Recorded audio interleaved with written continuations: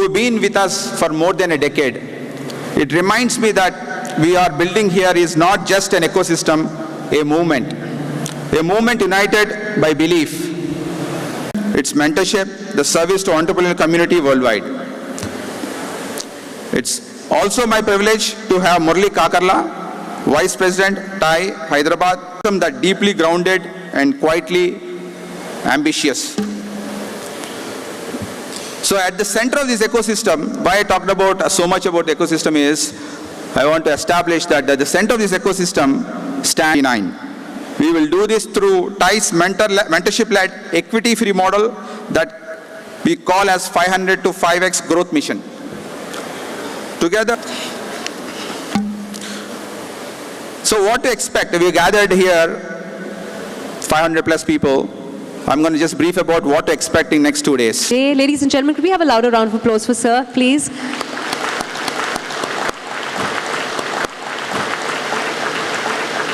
Before we move on to our next special address, so we'd like you all to take a look at a quick video showcasing This exclusive support group of TIE chapter members provides a personal advisory group, promoting mutual learning and sharing experiences. TIE is driving growth and fostering innovation on a global scale. Recognized as the most vibrant chapter, TIE drives excellence and empowerment. Yes, ladies and gentlemen, put your hands together, make some noise. A great glimpse at 25 years of the immense impact that TIE Hyderabad has had. Moving on. Hyderabad. Today, I would like to discuss with this partnership with TIE, what we are planning to business reform action plan. We would like to keep a single window system wherein 44 of our services, not just to the industries, but across. Nikhil, thank you for the government of Telangana for making sure that I am the superstar for each and everyone in this room. It is an honor because this is in a vibrant city. This is a vision for TIE Global, that is 1-10-100. About 1 million entrepreneurs, 10 million jobs, and $100 billion of economic entrepreneurs across the board. Today, we have invested more than $50 billion of investments into startups across the world.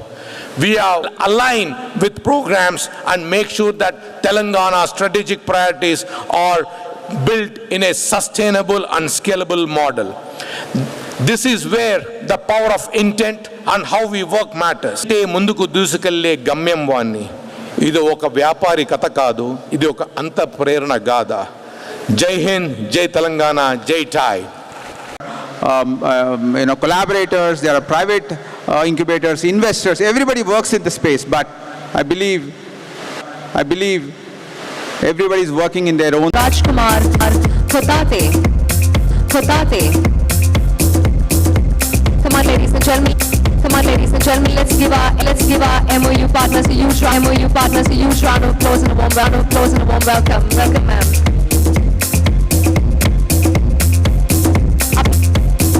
Up next.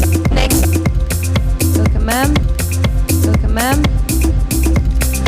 Our next MOU partner we're pleased to welcome to the stage is from FTCCI, Ravi Kumar. Let's put our hands together for Mr. Kumar.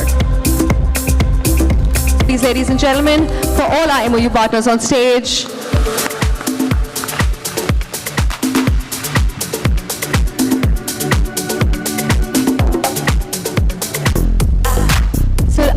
I request Mr. Rajesh and Mr. Murali to please do the honors presenting Mr. Chakravarti with a token of appreciation. I request Rajkumar Thotate. I'd like to call out and thank each of our MOU partners once again. Of course, from Bala Vikasa, CSRB, Shori Reddy, from Coming together and making an impact and putting Hyderabad, Telangana on the map, on the global map, I think is a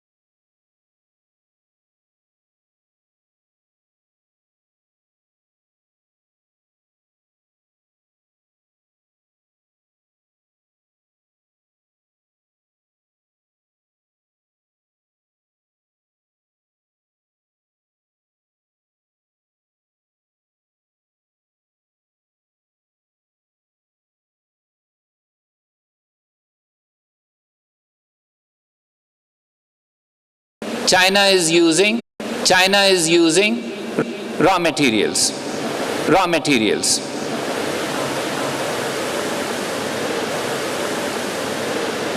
And look at this situation in about 25 years, how it has changed. In 25 years, your business. So don't think that when you're doing business in Hyderabad, what happens in Ukraine doesn't matter to me. What happens in Gaza doesn't matter to me. What happens in Russian economy today. So the world is looking at you and saying, yes, there are chances there, let's invest, that's why you're getting FDI. Look at your remittances. You get about 140 billion. So please remember that you may be the smartest economist, you may be the smartest businessman, you may get the money, you may I buy oil from one country, sell to another country, I refine everything, and this is, I said, yeah, we are all knowledgeable about that. He said, we made a mistake. For that, regulations. So you may have the best engineers, the best chemists, the best physics, the best whatever else, but if you don't have people who understand. You, sir, to please stay on stage, please. So sorry to have you go halfway down. I would now like to call on stage to present Ambassador with the token of appreciation.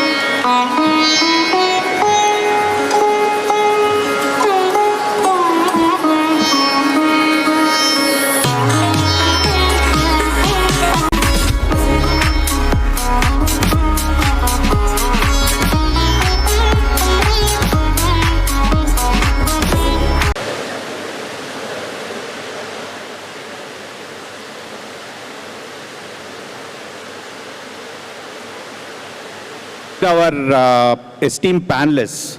So starting off with Subir. Subir has over 15 years of venture experience spanning Mayfield and ICICI Ventures.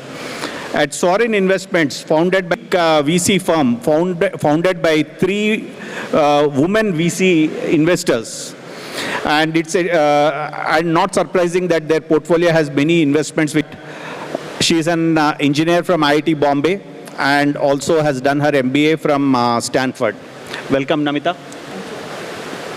So next I would like to introduce Pulkit. Pulkit has a current stage of investment, and also investments which are not necessarily in the core big 4 or 5 cities, but they go above and beyond and look at tier 2, tier 3 cities.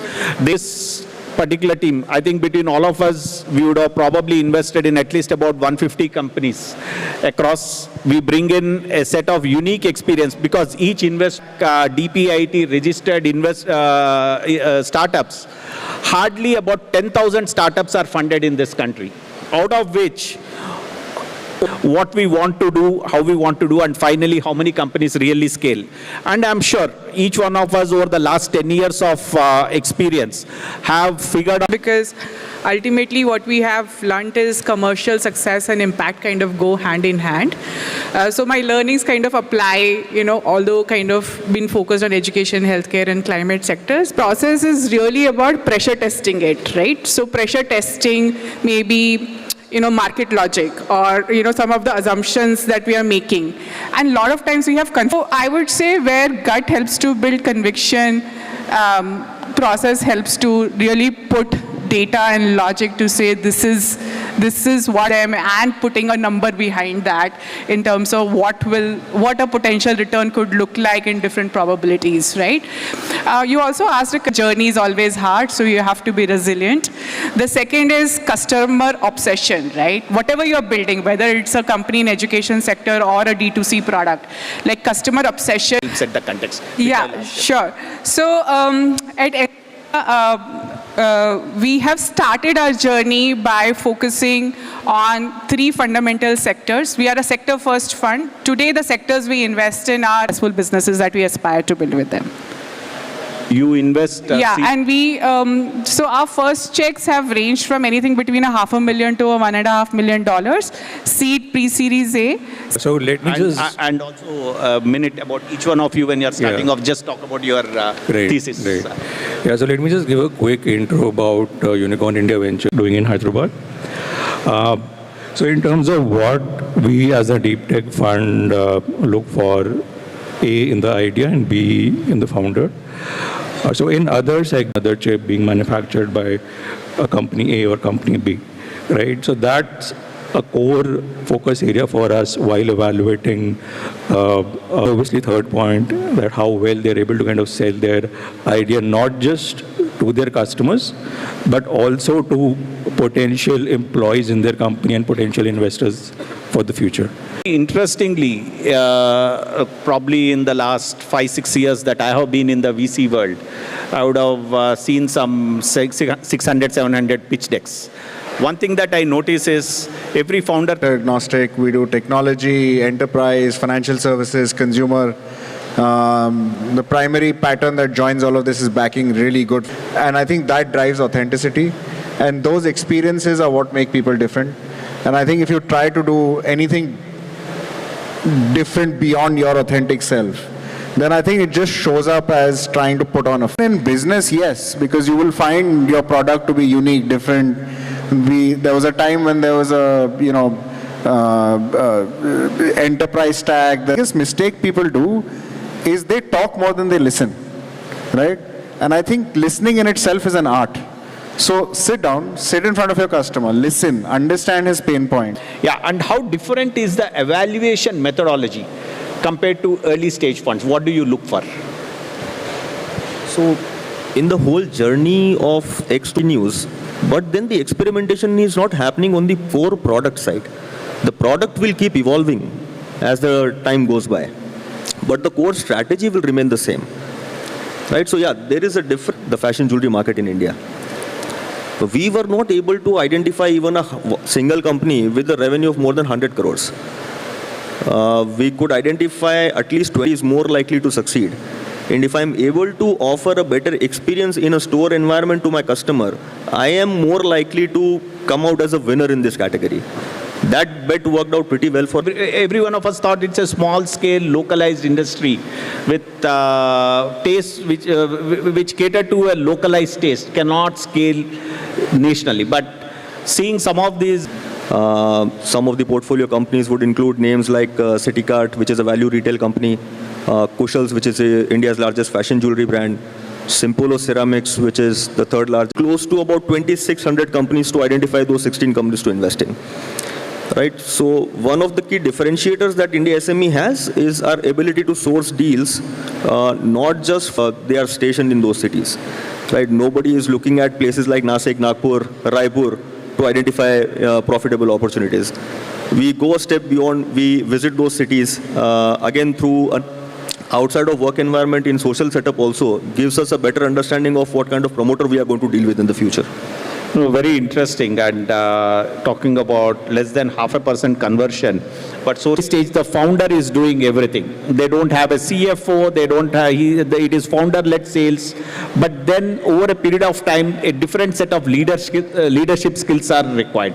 And the organization itself needs to evolve. That companies go from a hustle-based to a process-based. I think it's a natural evolution, to be honest with you. And I think that starts right at the top when you is that they need to build a team around them to scale the business on day one. Now, when they need to bring a team on board, automatically the quality of the team that you bring on board, top quality teams that build processes on behalf of the founders. Also very difficult for the founders is to let go. Sometimes When you became an entrepreneur, I have respect for you because you are an alpha, right? Then as investors, our job is to go fund super alphas who want to raise money. And coming to you, Pulkit, what do you think is the most underrated trait of enduring founders? What do you think is the most underrated trait? Values.